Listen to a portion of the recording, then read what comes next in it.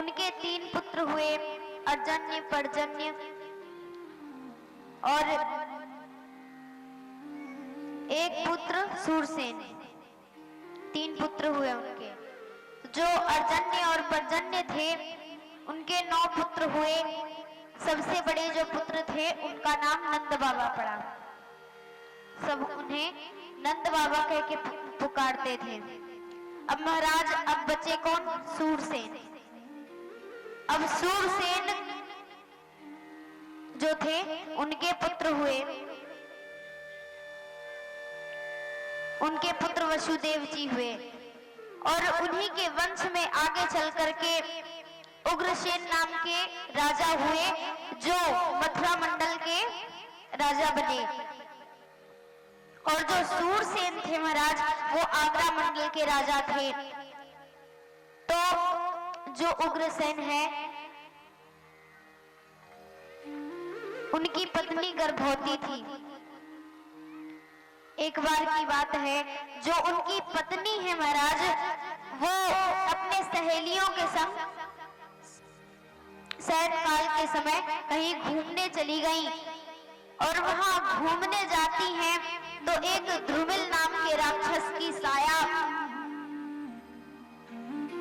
उनके गर्भ पर पड़ जाता है, उनके बालक पर असर आ जाता है। देखिए महाराज, जो गर्भवती महिलाएं होती हैं उन्हें जल्दी बाहर नहीं निकलना चाहिए, और अगर बाहर भी जाओ तो जैसे कहीं अच्छा कार्य हो रहा है, भगवान का कथा हो रहा है, भागवत पांडाल में जाओ, भगवान की कथा सुनने जाओ, अच्छे कार्य में जाना चाहिए, लेकिन ज्यादा बाहर घूमना नहीं चाहिए। इसी तरह जो उग्रसेन है उनकी पत्नी घूमने गई थी, उनके गर्भ पर वो जो ध्रुमिल नाम का राक्षस था उसकी छाया पड़ गया। अब जैसे ही उस बालक का जन्म हुआ महाराज, उस बालक ने जैसे ही जन्म लिया तो सारे ब्राह्मणों ने देखा उसके कुंडली को, तो उन सबको पता चल गया कि आगे चल करके ये अत्याचारी होगा, इसके ऊपर किसी राक्षस का साया पड़ गया है। तभी उस बालक का नाम सारे ब्राह्मण कंस रख देते हैं महाराज, कंस रख देते हैं। अब सारे ब्राह्मण बताते हैं उनके पिता उग्रसेन को कि आप अपने पुत्र को इतना प्रेम दे रहे हो, ये आगे चल करके अत्याचार मचाएगा, एक काम करो इसे यमुना जल में प्रवाहित कर दो। सब कहने लगते हैं।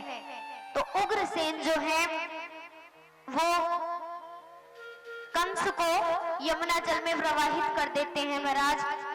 अब यमुना जल में जैसे ही प्रवाहित करते हैं तो जो सूरसेन थे, सूरसेन नाम के राजा, वो यमुना नदी में स्नान करके पूजा पाठ कर रहे थे किनारे पर बैठ करके। अब जैसे ही देखते हैं कि यहाँ पर एक बालक बहता हुआ आ रहा था, उस बालक को उठाए और लेके अपने घर चले गए। और उनके पुत्र कौन थे? वसुदेव जी। और वसुदेव जी का पालन पोषण करते हैं और उनके संग में कंस का भी पालन पोषण करने लगे। दोनों को अपना पुत्र मान लिए और अच्छी शिक्षा देते हैं, विद्या पढ़ाई करवाते हैं महाराज। अब देखिए, जिसके भाग्य में जो लिखा होता है वो तो होता ही है, भले कितना भी आप लोग उसे बदलने का प्रयास कर लो, भगवान जो अपने डायरी में नोट कर लेते हैं वो आगे चल करके वही होता है, चाहे जो हो जाए महाराज। इसी तरह जो कंस है उसे तो बहुत अच्छी शिक्षा दी, सूरसेन जी ने बहुत अच्छा शिक्षा दिया, लेकिन वो आगे चल के अत्याचारी बना, अत्याचार करने लगा। अब जो नारद जी हैं, एक बार क्या हुआ, नारद जी कंस के पास आए और वो कंस के कान में कहते हैं कि एक बात बताऊं कंस, तेरे पिता जैन आए, तेरे पिता वो आए, बताओ तेरे पिता उग्रसेन नाम के मथुरा मंडल के राजा आए, तेरे पिता जे सूरसेन ना आए। अब कंस परेशान हो गया महाराज। अब गुस्से में क्रोधित हो गया और भाग करके मथुरा चला जाता है। जैसे ही मथुरा भाग करके गया और जो उग्रसेन है उन्हें जेल में डाल देता है, खुद राजी करने लगता है और सबको अपना कर देता है कि कोई भी किसी भी भगवान का अगर इंद्राय स्वाहा या कृष्णाय स्वाहा किया तो उसका जो सिर है वो धड़ से अलग कर दूंगा, नहीं तो कंसाय स्वाहा करो। कोई भी भगवान का पूजा पाठ नहीं करेगा, ना तो उनकी छवि रखेगा अपने घर में, ना तो उनका नाम लेगा। सबको डरा के रखता है महाराज, सब पे अपना राज्य करता है। सिर्फ मैं हूं, मैं भगवान हूं, मुझे पूजो, ऐसे करता है। जो कंस है वो सब पे बहुत ही अत्याचार मचाता है। अब महाराज सब पे अत्याचार मचाने लगा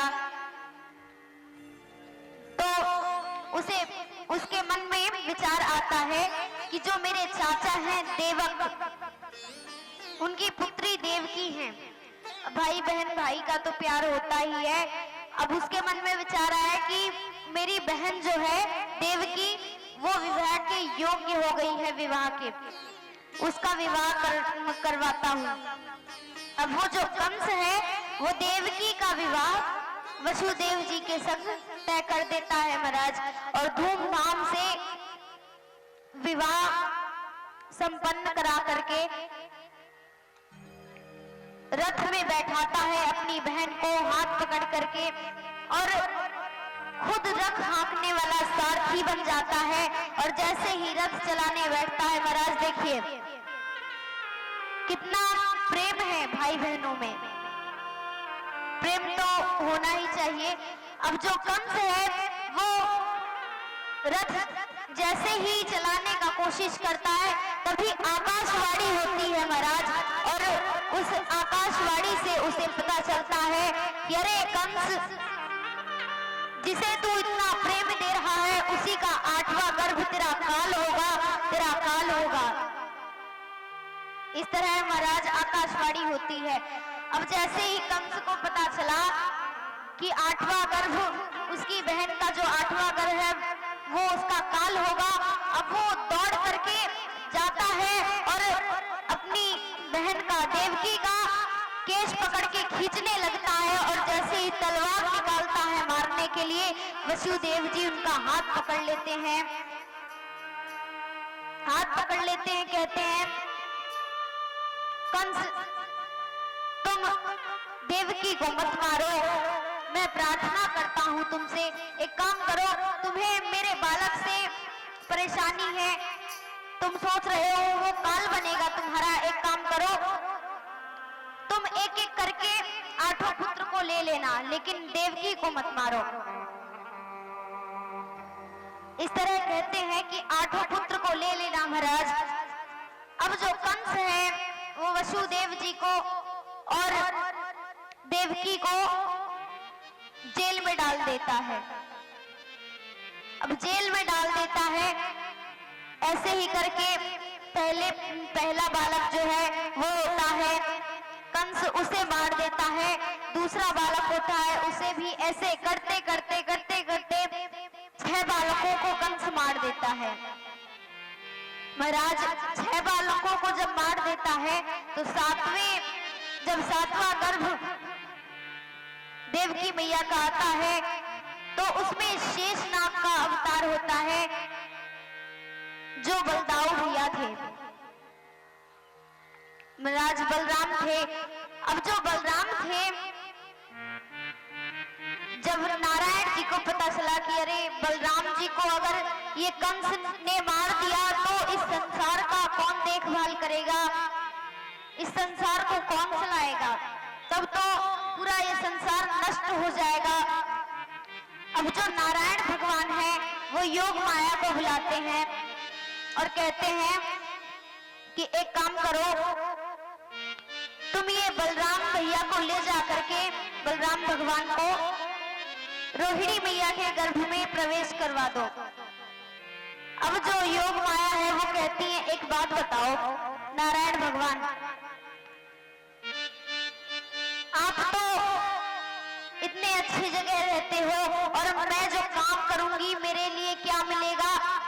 ऐसी फोकट में थोड़ी करने वाली हूँ, हमें भी कुछ मिलना चाहिए भैया।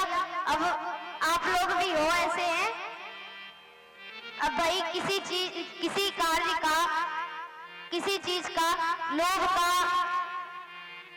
जो है हमें फायदा नहीं होगा तो हम किसी कार्य में हमारा मन नहीं लगता। तो जो योग माया थी वो नारायण भगवान से कहती है कि हमें भी कुछ मिलना चाहिए, नहीं तो मैं ये काम नहीं करूंगी, मुझे भी कुछ दो। अब नारायण भगवान कहते हैं ठीक है, तुम अगर ये कार्य करोगे तो तुम्हें सब माता रानी के रूप में पूजेंगे, जिनका नाम तुम विंध्याचल में जाकर के बस जाना और अष्टभुजा के नाम से तुम जानी जाओगी। अब महाराज जो योग माया है वो बलदाऊ को ले जा करके रोहिणी मैया के गर्भ में प्रवेश करवा देते हैं, और जो योग माया है वो यशोदा मैया के गर्भ से जन्म लेती है। और महाराज जो नारायण भगवान है वो खुद ही श्री कृष्ण भगवान के, हमारे जो श्री कृष्ण भगवान हैं उन्हीं के, नारायण जी के अंश हैं। तो जो कृष्ण भगवान है वो देवकी मैया के गर्भ में आते हैं, तो जैसे ही उनके गर्भ में आते हैं सारे देवी देवता उनका स्तुति करने लगते हैं। देखिए हम भी उनका स्वागत करते हैं, सारे देवी देवता फूल फेंक रहे हैं, उनका स्वागत कर रहे हैं। तो देखिए, बोलिए श्री वृंदावन बिहारी लाल